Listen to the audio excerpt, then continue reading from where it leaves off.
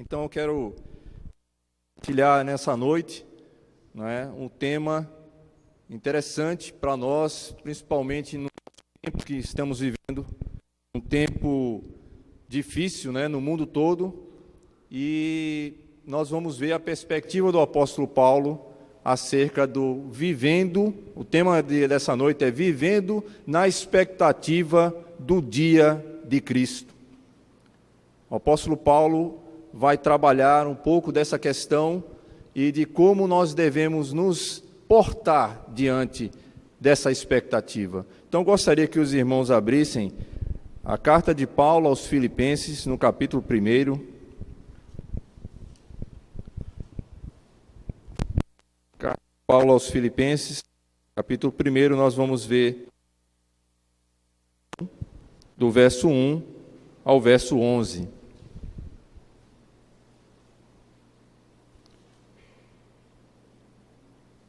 Se todos abriram, nós vamos ler a palavra do Senhor. Paulo e Timóteo, servos de Cristo Jesus, a todos os santos em Cristo Jesus, inclusive bispos e diáconos que vivem em Filipos, graça e paz a vós outros, da parte de Deus, nosso Pai, e do Senhor Jesus Cristo. Dou graças a meu Deus por tudo que recordo de vós, fazendo sempre com alegria súplicas por todos vós, em todas as minhas orações, pela vossa cooperação no Evangelho, desde o primeiro dia até agora. Estou plenamente certo de que aquele que começou a boa obra em vós há de completá-la até o dia de Cristo Jesus. Aliás, é justo que eu assim pense de todos vós, porque vos trago no coração, seja nas minhas algemas, seja na defesa e confirmação do Evangelho, pois todos sois participantes da graça comigo, pois minha testemunha é Deus, da saudade que tenho de todos vós, na terna misericórdia de Cristo Jesus. E também faço esta oração, que o vosso amor aumente mais e mais, em pleno conhecimento e toda a percepção, para aprovardes as coisas excelentes e serdes sinceros e inculpáveis para o dia de Cristo, cheios do fruto de justiça, o qual é mediante Jesus Cristo, para a glória e louvor de Deus. Amém. Até aí. Vamos pedir ao Espírito Santo que nos dê a direção após lermos a sua palavra. Pai querido, nós como tua igreja estamos aqui, Senhor, após lermos a tua palavra, e a tua voz, Senhor, ecoa nesse lugar. Pelo teu Santo Espírito, Senhor, nos faz transmitir a tua palavra e também, Senhor, que ela vá e cumpra o propósito para o qual ela foi destinada, que ela alcance os corações, que ela nos alcance, que trate conosco, que nos exorte, que nos conforte, que nos traga esperança e que nós possamos estar firmes e alicerçados, Senhor, na tua palavra, porque ela está firmada nos céus. Portanto, Senhor, nós confiamos plenamente naquilo que tu inspirasse os teus santos apóstolos, e em nome de Cristo Jesus, nós queremos aqui, Senhor Jesus, apresentá-la diante de ti. Faz conforme a tua vontade nessa noite, para a glória de teu nome. Amém. Então, irmãos, o apóstolo Paulo escreve essa carta aos Filipenses como uma forma de gratidão, porque esses irmãos da igreja de Filipe eram irmãos que demonstravam um amor excelente para com o Evangelho e para com as coisas do Senhor. Como aconteceu a fundação dessa igreja? O apóstolo Paulo, na sua segunda viagem missionária, ele passa a Macedônia. Ele não tinha como intento ir à Macedônia, ele queria ir para a Ásia, e o Espírito Santo não o permitiu, porque ele tinha um propósito para que o Ocidente, ou seja, a Macedônia, que é hoje conhecida como a Europa, não é, fosse alcançada, os gentios. Então ele teve uma visão de que um homem macedônio diz: passa para cá e nos ajuda. E ele foi então para Filipos. Ao chegar em Filipos, ele prega o evangelho e quem se converte lá, uma irmã, né, uma mulher chamada Lídia, que era comerciante de púrpura, era uma mulher próspera, né, financeiramente, com a comerciante, porque o que ela comercializava não era algo barato. Púrpura era algo que era caro naquele momento ali, naquela região. E o que acontece? Ela serviu, a casa de Lídia serviu como base para a igreja de Filipos, esta igreja aqui. Então, mais à frente, houve também, né, uma jovem que era perturbada, né, por espíritos, era uma moça que era adivinha, e os espíritos imundos usavam aquela mulher, ela foi libertada daqueles espíritos, e depois houve uma terceira conversão, que foi quando Paulo foi açoitado por pregar o evangelho, e eles estavam lá, Paulo e Silas foram açoitados, e à meia-noite eles cantavam louvores ali, e eles foram açoitados, e aquele terremoto aconteceu, né, por intervenção divina, e ali, né, o carcereiro veio a converter-se e entregar a sua vida, e não só ele, mas toda a sua casa começou ali, aquela igreja em Filipos. Então, o objetivo aqui do apóstolo Paulo, nessa situação aqui, Paulo, ele está onde? Preso. Paulo escreve essa carta como motivo de gratidão por esses irmãos, que ele fundou essa igreja, e ele está numa situação aqui difícil, irmãos. Mas nós vamos ver que o tema, que é vivendo na expectativa do dia de Cristo, vai mostrar um diferencial de alguém que realmente teve um encontro com Cristo, e esses irmãos aqui tiveram encontro com Cristo, mas existiam pessoas ali dentro que tinham uma fé que não estava tão firmadas assim. Então o apóstolo Paulo precisava ali trazer algum direcionamento prático para a igreja de como eles deveriam viver na expectativa do dia de Cristo. Qual é a diferença para nós hoje, irmãos, em relação ao dia de Cristo? Se há quase 2000 anos Paulo escreve para esses irmãos, para que eles tenham direcionamento prático, porque a carta de Filipenses é prática. Se nós vemos aqui como a igreja deve se portar em seu tempo e na sua era, com essa expectativa, Paulo deixa bem claro de como nós devemos nos portar no nosso tempo aqui. Então, nós vamos prestar atenção a algumas coisas que o apóstolo Paulo fala acerca dessas questões. Veja que no versículo 1, ele começa dizendo Paulo e Timóteo. Ora, Paulo escreve a carta porque Timóteo está sendo referenciado aqui.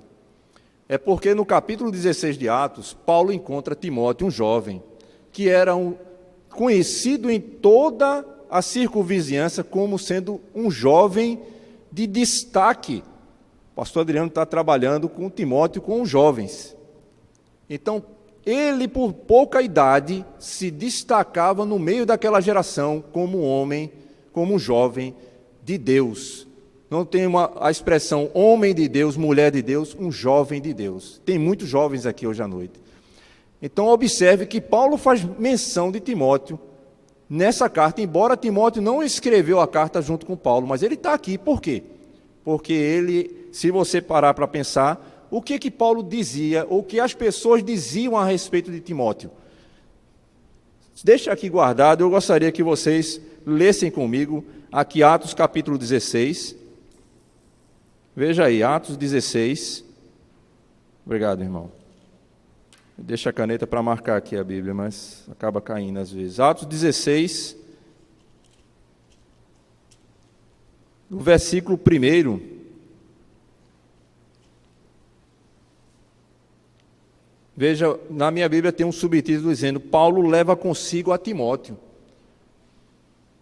Para Paulo chegar e levar um jovem com ele, junto com numa viagem missionária, lembre-se de uma coisa: antes que ele fizesse essa viagem, ele rejeitou outro jovem. Alguém lembra quem foi esse jovem? João Marcos, irmãos. Porque João Marcos estava na primeira viagem missionária, mas só que por perigos que ele passou, por alguma coisa, ele voltou atrás, ele ficou com medo.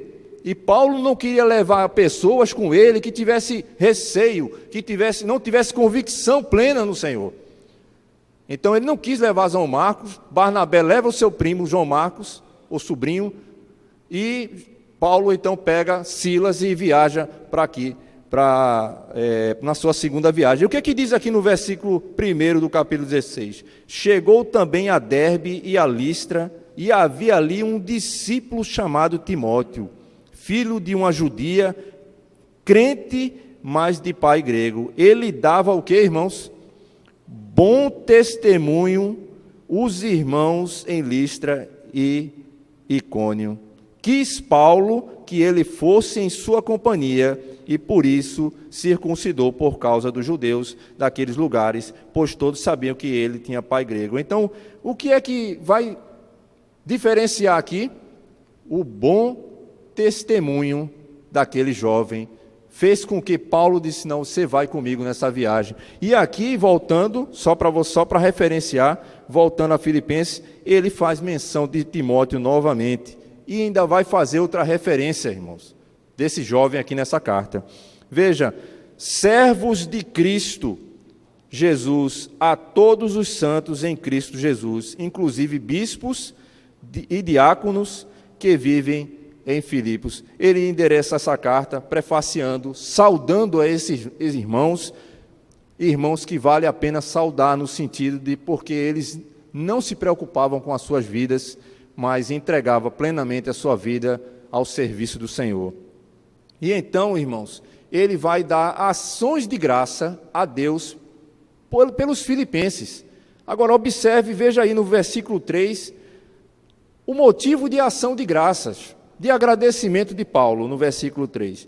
Dou graças a meu Deus por tudo que recordo de vós.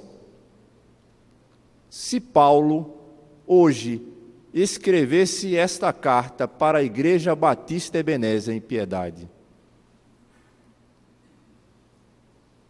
o que é que ele estaria recordando de nós aqui, pelo tempo que ele ouviu a nosso respeito?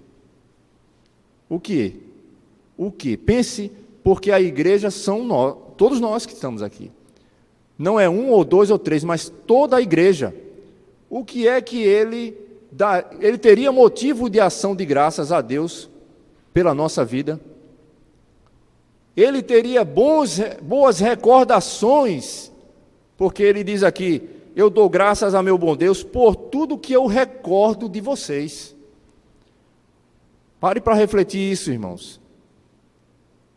O motivo dele dar graças a Deus é porque ele tinha boas recordações dos filipenses. E no versículo 4, ele diz: fazendo sempre com alegria súplicas por todos vós em todas as minhas orações. Você vê aí um homem preocupado, que embora ele tenha conhecimento de que aquela igreja era uma igreja que já tinha uma certa maturidade no Senhor, ele não descansava em saber que eles precisavam crescer ainda mais.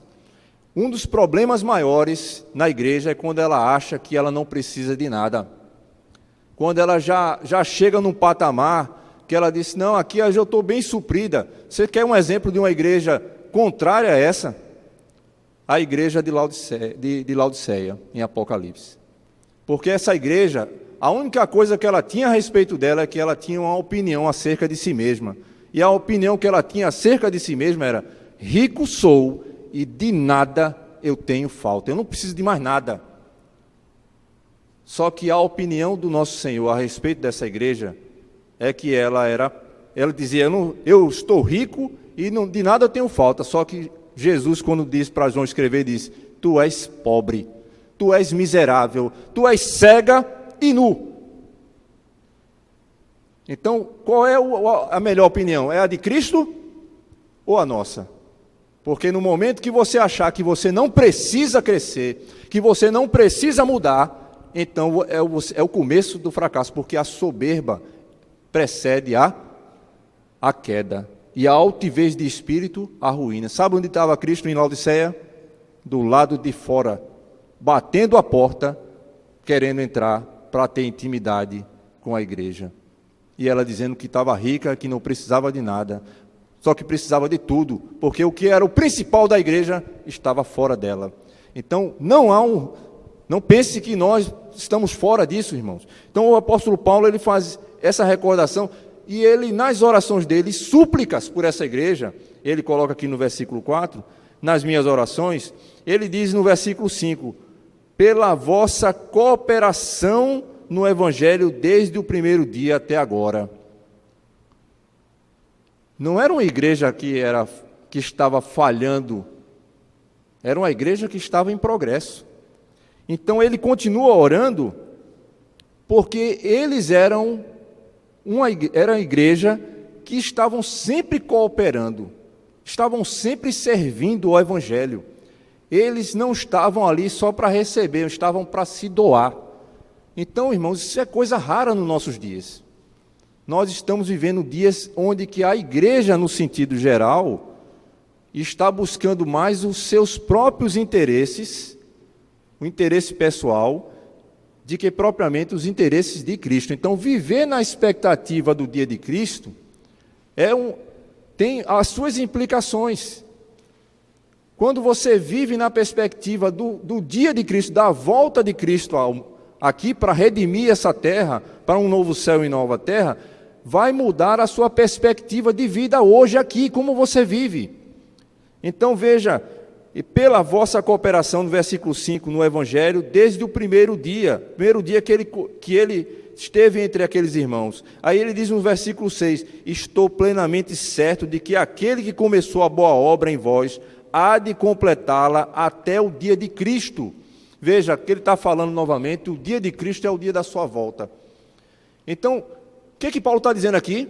Aquele que é poderoso, o que ele está dizendo aqui? Aquele que começou a boa obra, há de completá-la. Então, isso quer dizer que nós estamos em obra.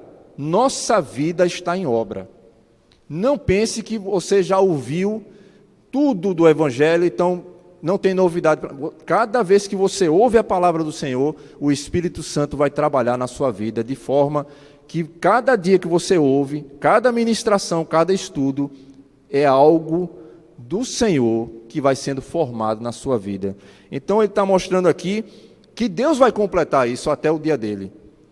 Só que até que Cristo volte, irmãos, como vai ser a nossa atitude em relação a essa obra que Deus quer fazer em nós e através de nós? Perceba isso. Fazer primeiro em ti e depois através de ti. Muitas vezes, e essa ordem deve ser cumprida, você muitas vezes vê pessoas querendo fazer muitas coisas para o Senhor, sem ter a preocupação de querer ser para o Senhor. Nós vemos o exemplo de Marta e Maria. Marta está errada? Não está. Maria está certa? Está. Mas Marta não está errada. Então todo mundo fala só de Maria. Maria escolheu a boa parte, isso não vai ser tirado dela. Foi Cristo que disse. Mas ele deu uma advertência para Marta. Marta, Marta, estás ansiosa e inquieta por muitas coisas, só uma é necessária. E Maria escolheu a melhor parte, isso não será tirado dela. Só que nós vamos ver que no sentido do serviço ao Senhor, estar aos pés do Senhor, está buscando a sua presença, está buscando um relacionamento de intimidade com o Senhor, precede o serviço ao Senhor. Se Jesus disse que a melhor parte ela escolheu, é porque ele realmente está certo. Você não deve fazer ativismo para o Senhor sem ter um relacionamento de busca pela intimidade com Ele. Porque você está invertendo os valores. Você precisa, primeiramente, ter um relacionamento mais íntimo com o Senhor, mais próximo com Ele, de intimidade com o Senhor. E assim você o serve. Então, tanto Marta como Maria estão certas, só a prioridade de ordem que foi invertida. não é? Então vamos lá. Então veja que essa obra ela será completada até o dia de Cristo. Então ele diz no versículo 7: aliás, é justo que eu pense de todos vós, e assim pense de todos vós, porque vos trago no coração, seja nas minhas algemas, seja na minha defesa e confirmação do Evangelho, pois todos sois coparticipantes comigo. Todos sois coparticipantes comigo. O que Paulo está querendo dizer, irmãos? É que nós precisamos ter um senso de pertencimento. Nós somos uma família. Então, tudo o que acontece com cada um nos afeta, porque nós fomos incluídos na família de Deus, nós somos um único corpo com muitos membros. Então, tudo que afeta um, afeta também a nós. Então, não existe individualismo no meio do povo de Deus. Nós temos que ter um único pensamento. É interessante que, nesse sentido aqui, quando ele fala essa questão, todos sois participantes da graça comigo, é porque a graça do Senhor alcançou tanto a Paulo como a eles. E se ele está passando por essa dificuldade, as algemas, ele está preso, eles também estão se associando a Paulo nessa situação. Veja, no verso 8: pois minha testemunha é Deus, da saudade que tenho de todos vós, na eterna misericórdia de Cristo. Então veja que ele preso e sentindo falta dos irmãos. Ele estava com o coração compungido, porque ele não podia estar com ele, ele tinha vontade de estar com os filipenses, mas não podia porque estava preso. E depois, no versículo 9 é interessante, porque ele estava preso, mas nessa segunda oração, eu queria que vocês prestassem bem atenção no verso 9. A segunda oração de Paulo, ela tem ensinamentos profundos, irmãos, para nosso viver cristão. Veja que no versículo 9 ele vai dizer assim: e também faço esta oração, que o vosso amor aumente mais e mais, em pleno conhecimento e toda percepção. Verso 10, para aprovardes as coisas excelentes e serdes sinceros e inculpáveis para o dia de Cristo. Preste atenção nesse versículo 9, os ensinamentos que Paulo está dizendo aqui, né? Então veja, qual era o motivo dessa segunda oração dele para os filipenses? Ele estava querendo, em primeiro lugar, que o amor deles aumente mais e mais. Será que nós amamos o suficiente, irmãos? Os nossos irmãos? Será que realmente nós temos disponível o nosso coração para a tristeza e a dificuldade que o outro está vivendo?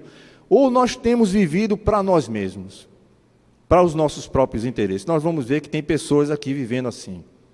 E nós vamos ver que há exemplo de pessoas que verdadeiramente aumentam o seu amor mais e mais a cada dia. Então veja, o aumento do amor está relacionado ao quê? Ao pleno conhecimento. Aí eu fiquei parado para pensar, o que é o pleno conhecimento? O teu amor e o meu amor vai aumentar a partir do momento em que eu busque o conhecimento do alto, o conhecimento de Deus, porque o conhecimento de Deus está relacionado com o amor, porque Deus é amor, e se eu conheço ao Senhor, se eu procuro me relacionar intimamente com o Senhor, na minha devoção, a tendência é que esse conhecimento não é intelectual, mas é um conhecimento relacional. Eu estou me relacionando com Deus, e ao mesmo tempo esse relacionamento com Deus vai gerando mais amor na minha vida, e esse amor ele é expressado pelo próximo. É o amor altruísta, irmãos. É o amor que não pensa em si. Porque Deus não pensou em si quando Ele enviou o seu próprio Filho para morrer em nosso lugar. Deus amou o mundo de tal maneira que enviou o seu Filho único para que nós não venhamos a perecer e ter a vida eterna em Cristo Jesus. Então veja que conhecer, o conhecimento do alto, quando fala pleno conhecimento, a palavra no original fala conhecimento do alto, conhecimento soberano de Deus. E o conhecimento soberano de Deus é o próprio amor de Deus, que aqui é expressado. E nesse amor, o amor, senão o amor é cego, né? O mundo não diz isso? O amor é cego, o amor não vê nada. Aqui não. O amor supremo, ele não deixa passar nada, ele avalia tudo. E aqui Paulo vai mostrar, por isso que eu quero que vocês prestem atenção no versículo 9, porque o versículo 9 ele diz que conhecendo esse amor de Deus, que é o amor em pleno conhecimento, e toda, veja ainda no versículo 9, e toda percepção. O que quer dizer isso? Percepção. Alguém sabe? Percepção aqui é você ter uma sensibilidade espiritual para você discernir. Aquele que tem um relacionamento com Deus, de proximidade com o Senhor, que confessa a sua vida, que precisa do Senhor, que não é arrogante, mas é humilde. Deus vai derramando percepção espiritual na vida dessa pessoa, de forma que ele, conhecendo mais o Senhor, ele começa a avaliar todas as situações que estão ao redor. Ele começa a ver, ela começa a ver com os olhos espirituais e não com os olhos naturais. Então a percepção espiritual, ela é adquirida, ela é, digamos, aperfeiçoada quando eu tenho um relacionamento mais próximo com Deus. Quanto mais próximo de Deus eu vou buscá-lo, mais percepção eu tenho. E para que essa percepção, irmãos? Para que essa percepção espiritual? Paulo vai aqui seguir dizendo, no verso 10, é a finalidade da percepção, para aprovardes as coisas excelentes, só até aí por enquanto. Eu preciso me relacionar com o Senhor para que eu consiga discernir e perceber as coisas excelentes. Que coisas são essas? Excelentes. A ideia aqui é como que você pudesse, essa questão de excelência, esse termo em grego, que é no original, diz respeito a você provar o ouro ou prata, ou o dinheiro, você ter um olhar de perceber se aquilo tem verdadeiramente valor. Se o dinheiro é verdadeiro, porque isso era usado, essa palavra, para que aqueles que observavam com detalhe e eles conseguiam perceber se aquela moeda era de valor mesmo, ou aquele metal, o ouro, ele era precioso ou não. Então, veja que nós precisamos dessa percepção para analisarmos quais são as prioridades verdadeiras, aquilo que realmente é prioridade e que tem valor para nós. E principalmente valor espiritual. Porque o mundo, ele nos faz ter uma percepção natural das coisas, que são de valor para aqui, para esta vida, para essas coisas daqui. Por isso que a perspectiva, ou seja, ela vivendo nessa expectativa do dia de Cristo, ela muda a percepção da nossa conduta aqui na terra. Então eu vou andar de uma forma para o dia de Cristo, e não para o mundo aqui, que eu, embora esteja nesse mundo, mas minha perspectiva é outra. Porque eu tenho uma percepção que os outros não estão vendo. É por isso que antigamente existia uma frase que dizia assim: nós que somos cristãos devemos andar na contramão do mundo. Ou seja, o curso do mundo vai numa direção e eu vou na contrária. Então é o seguinte, porque eu estou percebendo que ali tem um abismo. Eu estou conseguindo verificar isso porque Deus está me mostrando que o meu modo de vida está eu estou caminhando para um abismo. Se eu não tiver essa percepção, eu vou ser enredado, eu vou ser enganado. E aqui existiam falsos mestres nessa igreja. E Paulo estava preocupado porque ele estava preso. Se eu estou preso, como é que eu vou fazer? Então eu tenho que escrever uma carta para esses irmãos também, para eles se alertarem. E aqui a oração dele é que eles amadurecessem de forma espiritual, que eles pudessem perceber essas coisas, para não serem presa fácil. Então veja, toda percepção, no verso 10, para provardes as coisas excelentes. Agora veja, e serdes, ainda no verso 10, sinceros e inculpáveis para o dia de Cristo. O que quer dizer sincero, irmãos? Autêntico e genuíno. Quando você tem uma percepção espiritual correta das coisas, e você avalia do que realmente é precioso e prioritário para o Senhor, não para você, você passa a se tornar um genuíno discípulo de Cristo. Você passa a ser autêntico para o Senhor. Então, veja, e quando nós, aqui ele está mostrando que você, no verso 9 ainda, no verso 10, serdes sinceros é imperativo. Ser autêntico cristão não é uma condição para nós.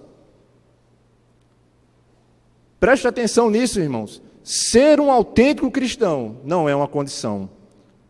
É necessário que nós busquemos esta certificação que estamos vivendo a vida que o nosso Senhor disse para nós vivermos. Eu não estou falando de salvação, porque a salvação é dada pelo Senhor, pelo nosso Deus, através de Cristo Jesus. Mas se você parar para pensar Efésios 2, 8 a 10, ele vai dizer, pela graça sois salvos mediante a fé. Isto não vem de vós, é dom de Deus, não de obras para que ninguém se glorie. Então não é o que eu faço que eu vou me gloriar pela salvação, mas só que no final do verso 10 ele vai dizer, é não de obras para que ninguém se glorie, pois somos feitura dele, criados em Cristo Jesus para as boas obras, as quais Deus de antemão preparou para que nós andássemos nelas. Então, veja que viver na perspectiva do dia de Cristo tem a ver com andar nas boas obras que Deus preparou para que você e eu andemos. Se eu não andar nessas obras, eu não estou andando de forma digna e harmônica com o que Cristo fez na minha vida. Então, isso é mais ou menos assim. Você foi salvo, demonstre que você realmente foi salvo, seja um crente autêntico e genuíno.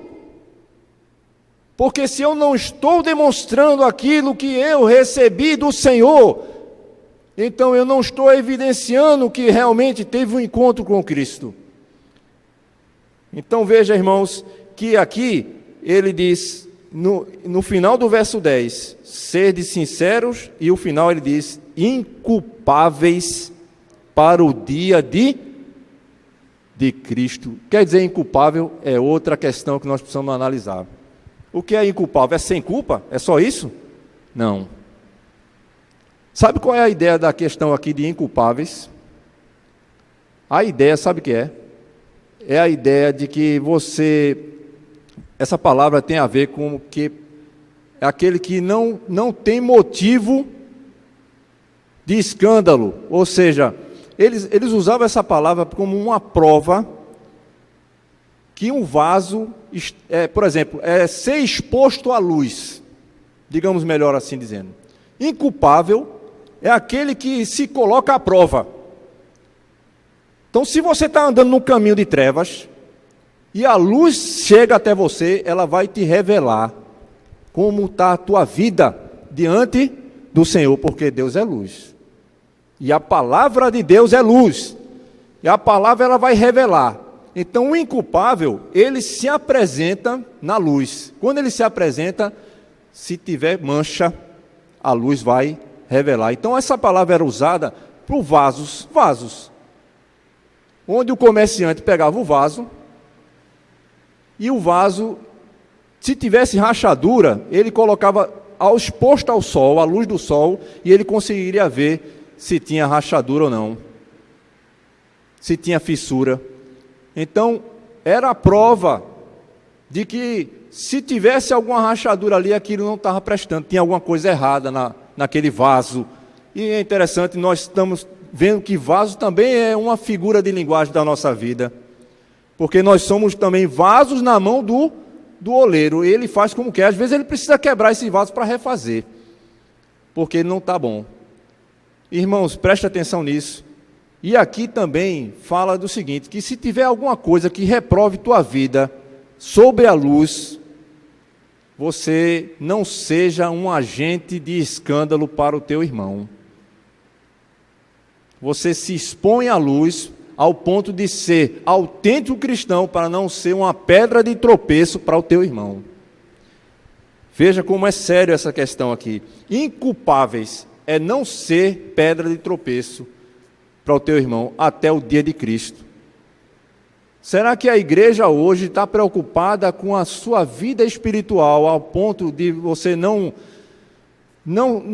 digamos assim, eu não estou preocupado com minha vida pessoal, eu estou preocupado com os meus interesses terrenos, o que Cristo pode fazer pela minha vida terrena, mas Cristo não está preocupado com a tua questão financeira diretamente, a tua questão familiar diretamente, Ele está preocupado primeiramente com a tua vida, com o teu ser. Então nós precisamos primeiro ser para Deus, de que fazer para Deus, não é? Então veja, a preocupação prioritária, como diz aqui, é saber ter percepção daquilo que é prioritário, daquilo que é essencial para a nossa vida. Se eu não tenho essa percepção, eu vou viver como, irmãos? Eu vou viver fora dessa perspectiva do dia de Cristo. Eu vou viver para o dia de hoje, ou das coisas que estão acontecendo.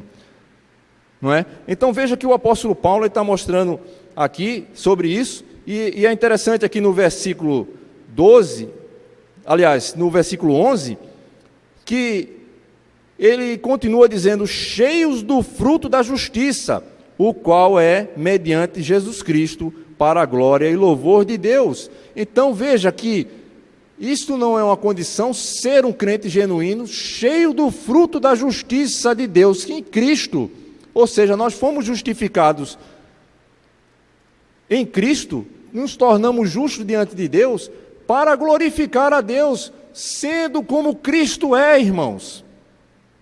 Procurando ser como Ele é. Aqui ele está dizendo aqui, cheios do fruto da justiça, ou fruto do Espírito, cheios. Não é meio cheio, é cheio. Então como é que eu consigo isso, irmão? Será que é possível isso? Não plenamente, mas o que Paulo está mostrando aqui é que isso é um padrão. Se eu estou muito longe desse padrão, eu preciso buscar. A gente pensa que, não, mas isso aqui é possível viver dessa forma. O apóstolo Paulo passou muito além de nós, irmãos. E ele disse aqui nessa carta que ele não tinha alcançado. Se você parar para pensar aqui, veja no versículo 12, que ainda, irmãos, cientificar-vos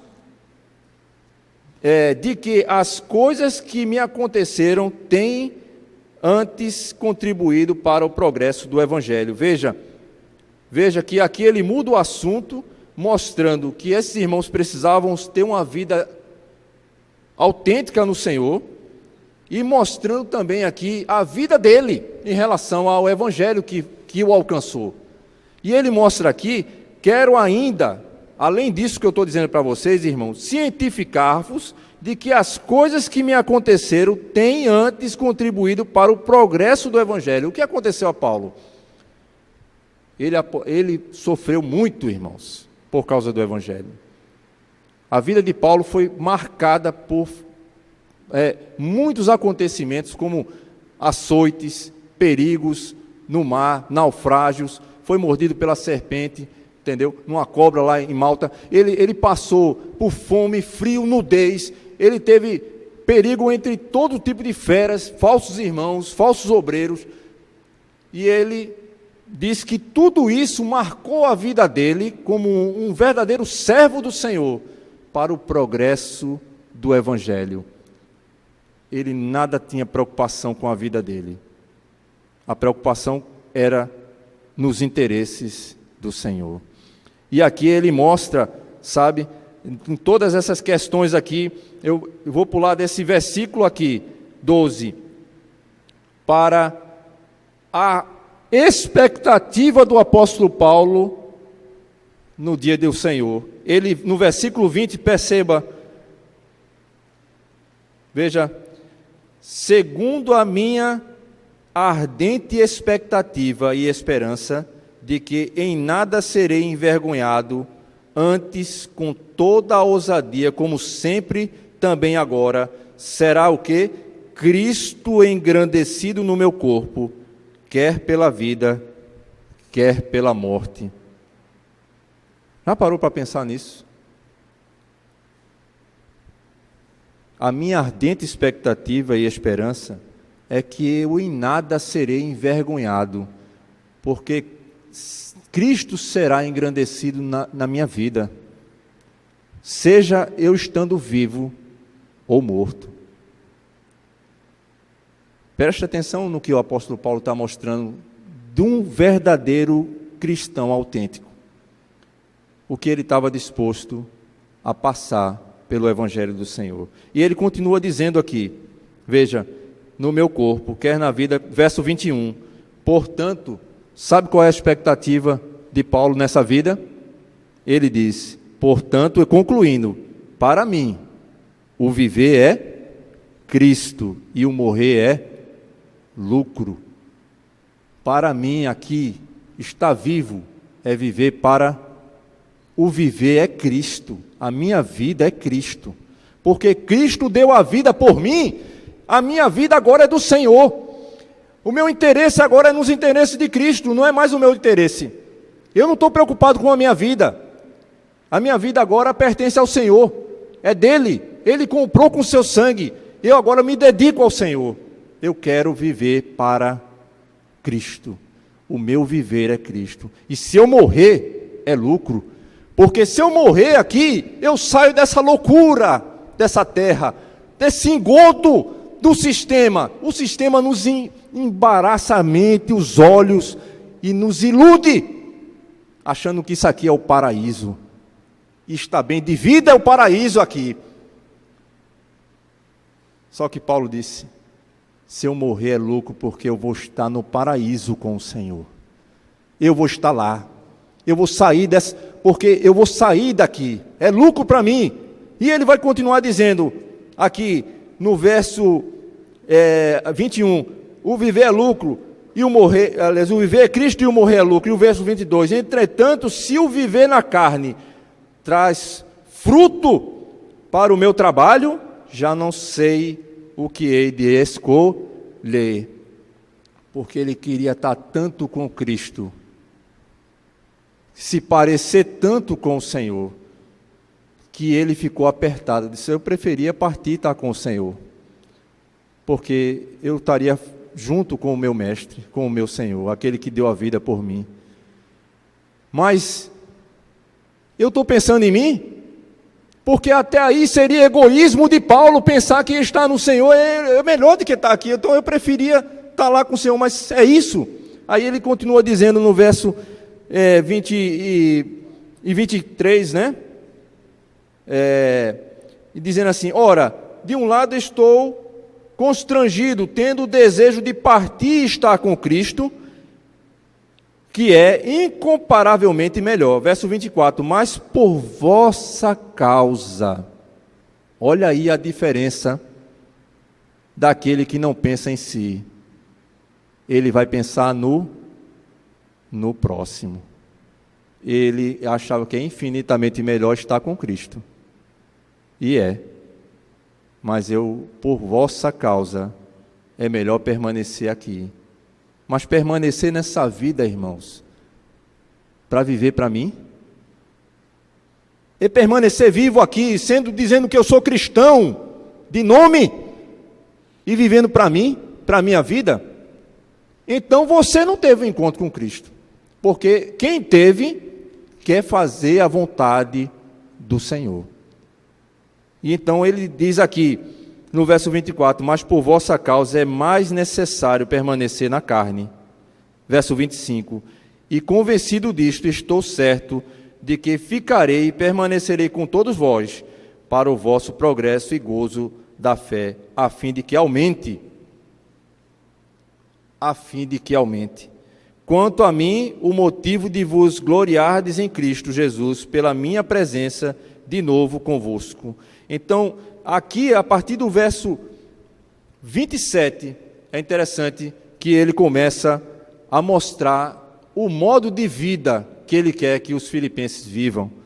Se é para você ser um cristão autêntico e verdadeiro, e ter percepção espiritual, de discernir o que é prioritário para a tua vida em relação à vontade de Deus, no verso 27 ele diz: vivei.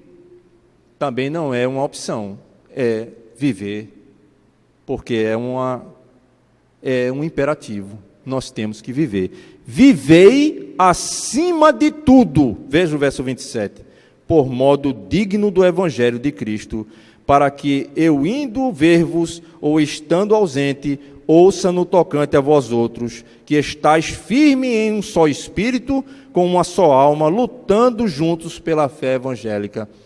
Juntos, vivam de modo... Sabe o que é viver dignamente? É de modo harmônico. Você é Cristo, é como se fosse uma balança, onde Cristo está de um lado e você do outro. Então, há um equilíbrio entre a vida de Cristo e a sua vida. Vocês estão equilibrados em si. O teu peso não é maior, não pode ser maior do que o do Senhor, nem o dele, mas um equilíbrio. Viver digno é viver em harmonia com o Senhor Jesus. Viver em harmonia com o que Ele espera de você e de mim. Então, ele vai mostrar aqui que essa expectativa de viver para o dia de Cristo, ele vai dizer que nós precisamos viver em unidade como igreja, com um único propósito, que é agradar o Senhor, que é fazer a sua vontade, lutando com a fé evangélica. Hoje é a coisa mais difícil, irmãos. O verdadeiro evangelho, você lutar pelo verdadeiro evangelho, Cristo pregou no monte, lá depois da multiplicação dos pães, e ele, quando ele prega, ele diz: olha, quem não comer da minha carne e não beber do meu sangue, não tem vida em si mesmo. Quem de mim se alimenta, por mim viverá. Então, as pessoas foram embora, e ele ainda perguntou, assim, os discípulos perguntaram: mas mestre, que discurso duro é esse? Quem pode ouvi-lo? Vão embora vocês também com eles? Vocês não querem ir também, não? Aí Pedro se levanta e diz: para quem iremos nós, Senhor, se só Tu tens as palavras de vida eterna? Então, o evangelho genuíno e verdadeiro não tem mistura. Ou você é, ou não é. Eu não estou falando de perfeição aqui, irmãos. Mas sabe o que é? Você ser é aquele que não se contenta com aquilo que ele, no estado que ele está. Com religiosidade, voltar, já fiz meu culto, estou bem com Deus, e depois, na tua vida diária, você tem andado de modo digno, vivendo de modo digno do Senhor, ou não? Então veja, um genuíno cristão, ele não se contenta, ele peca, ele falha, mas ele diz: eu tenho que avançar, eu tenho que ir atrás, eu não posso me contentar, eu não posso sossegar até que eu melhore a minha vida em Cristo, até que Cristo trabalhe em mim. Porque, irmãos, a santificação é um processo que Deus age através do Espírito Santo, e eu e você reagimos. Aí quando a gente reage positivamente à ação do Espírito Santo, algo de Cristo é formado em nós. Quando nós rejeitamos, nós sofremos mais, porque a nossa natureza é penosa, e ela nos faz escravos, muitas vezes. Muitas vezes ela vai nos tendenciar a vivermos de acordo com os padrões do mundo, e não com os padrões de Cristo. Os padrões de Cristo são elevados. Vamos caminhar aqui. Veja que eu quero pular aqui, é interessante nessa questão de Paulo falar isso, porque há um contraste entre aquele que é um genuíno cristão, que o viver dele é Cristo, com aquele que só... Porque viver Cristo não é pensar em si, e sim no próximo. Então veja que nesse verso 21 ele vai dizer isso, e aqui, interessante, que vai haver no capítulo 2 vai haver uma vai haver um contraste em relação àqueles que pensam só para si mesmo e àqueles que vivem para Cristo. Veja, capítulo 2, observe aqui, no versículo 4. Ele não diz no verso 24 do capítulo 1, por vossa causa é mais necessário que eu permaneça na carne. Veja o que diz o capítulo 2, verso 4. Não tenha cada um em vista o que é propriamente seu, senão também cada um o que é dos outros. Paulo não pensou em propriamente o que ele queria, estar com Cristo no céu, mas por causa de vós outros, eu fico na carne. Será que nós temos pensado dessa forma? Pensado no outro, ao invés de nós mesmos? Porque aqui, irmãos, é o exemplo claro de um autêntico cristão. Paulo vai dizer aqui no capítulo 2, a partir do verso, no verso 5, outro imperativo. Tende em vós o mesmo sentimento que houve também em Cristo Jesus. Qual era o sentimento de Cristo Jesus? Qual é o pensamento de Cristo? Ele vai dizer aqui, já que ele está dizendo que não tenha cada um o que é propriamente seu, nos seus próprios interesses, mas o do outro, isso é altruísmo, isso é amor. O amor, ele não pensa em si, mas no outro. Porque se não fosse assim, Deus não teria pensado em você, Ele não teria mandado o seu filho para morrer por você. Então veja, ele vai dizer, que pensamento é esse que tenho que ter igual a Cristo? O que é o pensamento?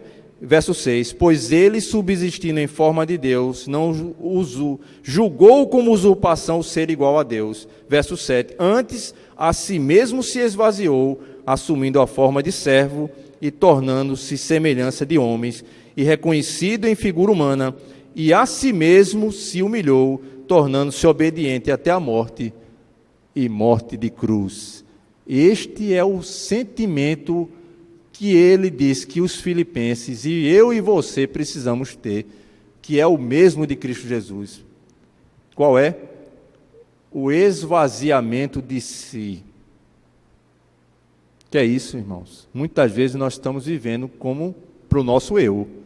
Esvaziar-se de si mesmo é você não pensar em si, mas no outro. Porque Cristo não pensou em si mesmo, senão ele não ia para a cruz por você. Ele pensou em você, por isso que ele foi para a cruz. E esse sentimento é o mesmo para nós, de nos esvaziar de si mesmo e tomar a sua cruz.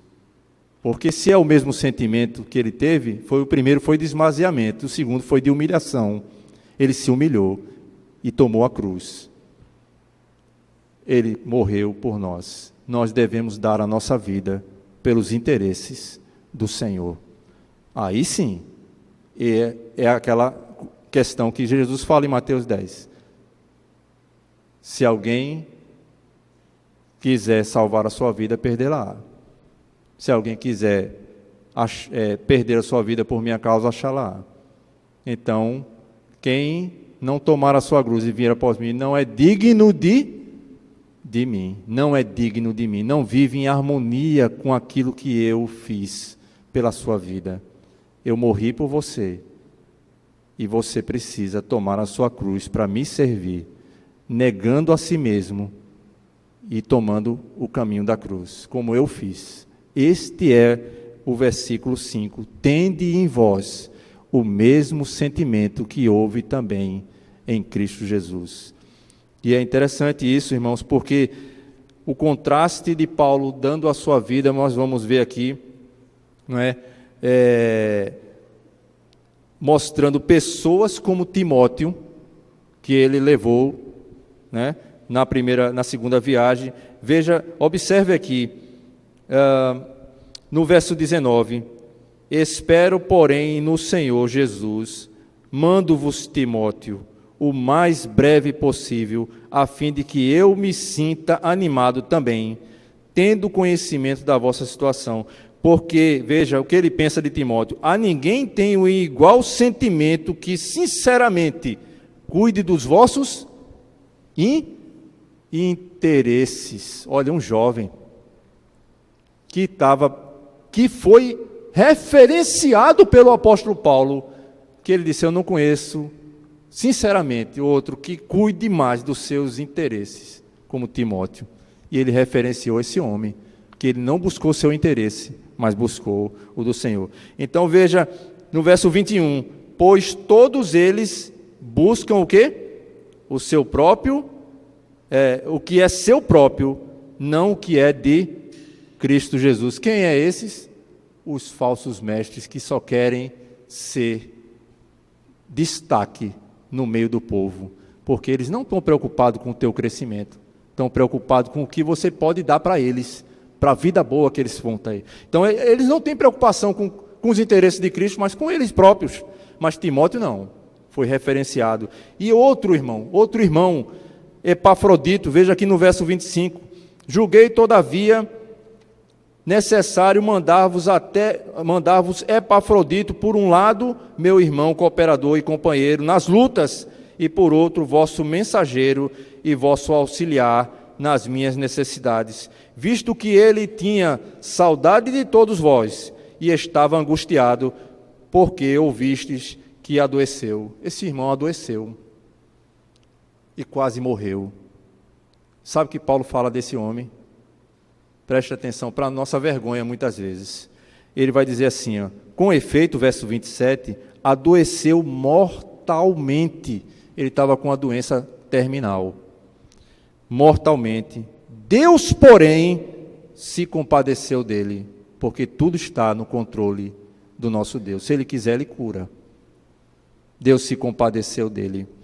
E se compadeceu dele, e não somente dele, mas também de mim, para que eu não tivesse tristeza sobre tristeza. Verso 28, por isso, tanto mais me apresso em mandá-lo, para que, vendo-o novamente, vos alegreis, e eu tenha menos tristeza. Sabe o que ele disse a respeito dele? Veja o verso 29. Recebei-o, pois no Senhor, com toda alegria, e honrai sempre a homens como esse. Paulo poderia referenciar algum de nós dessa mesma maneira. Receba você no Senhor e honre sempre uma mulher, um homem, uma jovem, um jovem como esse. Será que nós podemos ouvir isso do Senhor no nosso coração? Muitas vezes eu fico envergonhado, irmão, porque eu estou muito longe disso. Eu preciso muito do Senhor. E a gente vê na Escritura a referência de pessoas como qualquer um de nós, irmão. E doente mortalmente, mas o interesse do Senhor estava além da sua própria vida. Paremos para pensar e refletir sobre isso. Veja, no verso 30, visto que por causa da obra de Cristo chegou a ele às portas da morte, e se dispôs a dar a própria vida para suprir a vossa carência de socorro para comigo. Pare para pensar se nós estamos vivendo de uma forma, nessa expectativa da vinda de Cristo, expressando isso. O apóstolo Paulo, então, irmãos, ele vai mostrar aqui que há um diferencial entre aqueles que tomam sua cruz e seguem o Senhor, e dedicam sua vida a Ele, e os que são inimigos da cruz de Cristo. Cuidado com esses. Vejam no verso 17 do capítulo 3. Irmãos, sede meus imitadores e observai os que andam segundo o modelo que tendes em nós. Você e eu, nós precisamos olhar para pessoas e imitar aquelas pessoas que têm buscado conhecimento do Senhor e uma vida de piedade para com Deus. Porque ele diz aqui, olhe, irmãos, sede imitadores. Sabe o que é imitar? É olhar o modelo daquelas pessoas que têm essa vida na perspectiva da volta de Cristo. E aqui, irmãos, porque no verso 18 ele vai dizer, pois muitos andam entre nós. Olha só aqui, entre nós. Eu não estou falando que existe aqui, mas se há um modelo, você sabe se você está andando com pessoas que não estão imitando a Cristo. E você tem se assemelhado a quem? Então ele diz: pois muitos andam entre nós, dos quais repetidamente vezes eu vos dizia, e agora digo até chorando, que são inimigos da cruz de Cristo. O destino deles é a perdição, e o Deus dele é o ventre, e a glória deles está na sua infâmia, visto que só se preocupam com as coisas daqui, terrenas. Eles não se preocupam de viver na expectativa do dia de Cristo, só para agora. Então ele diz: cuidado com essas pessoas. Veja, o Deus dele é seu ventre. Quer dizer isso? É o edomismo. Ele só está preocupado consigo mesmo. O Deus dele é ele mesmo. Então veja aqui, então ele diz, irmãos, no verso 20: pois a nossa pátria está nos céus, de onde também aguardamos o Salvador e Senhor Jesus Cristo.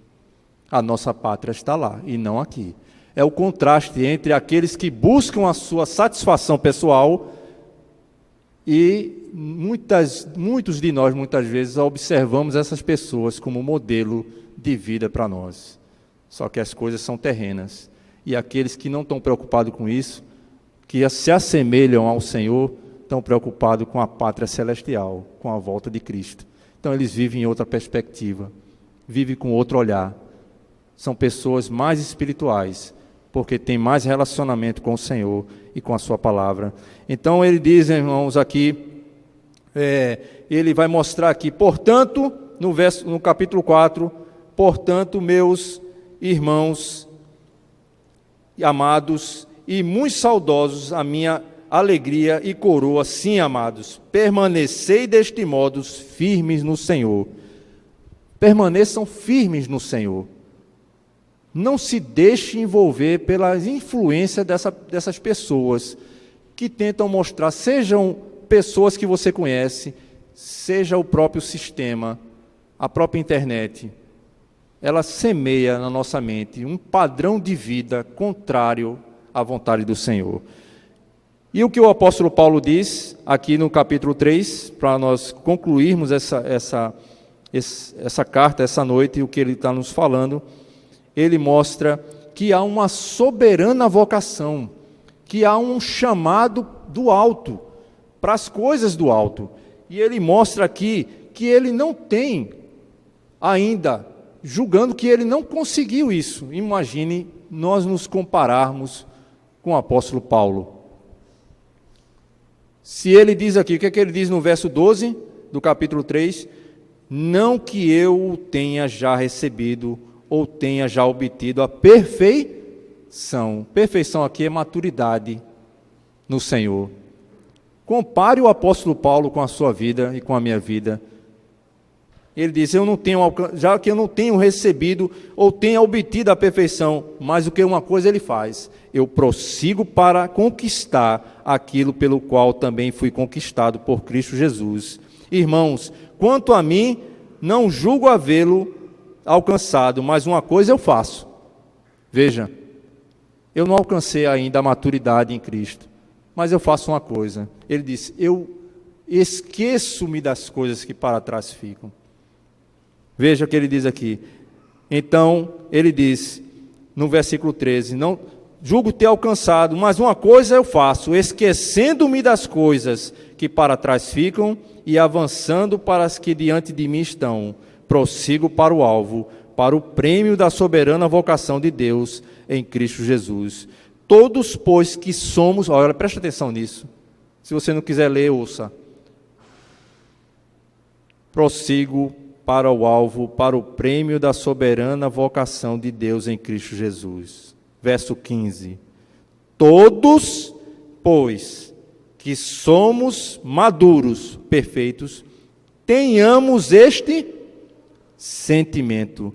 E se porventura pensais de outro modo, também isto Deus vos esclarecerá. Verso 16.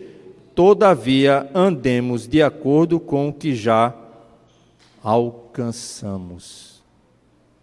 Ande, viva de acordo com o que Cristo já alcançou na tua vida.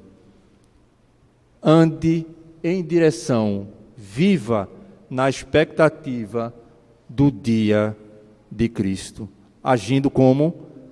Tendo percepção espiritual, tendo um relacionamento mais próximo do Senhor e percebendo as coisas que estão ao nosso redor e tendo os olhos no Senhor, como ele disse, deixando as coisas que para trás ficam e avançando, andando, vivendo para o alvo que é Cristo Jesus, nosso Senhor, até que Ele volte. Que Deus nos abençoe e nos faça refletir essa noite se verdadeiramente nós temos vivido de modo digno do Evangelho, como genuíno cristão e autêntico no Senhor. Deus abençoe.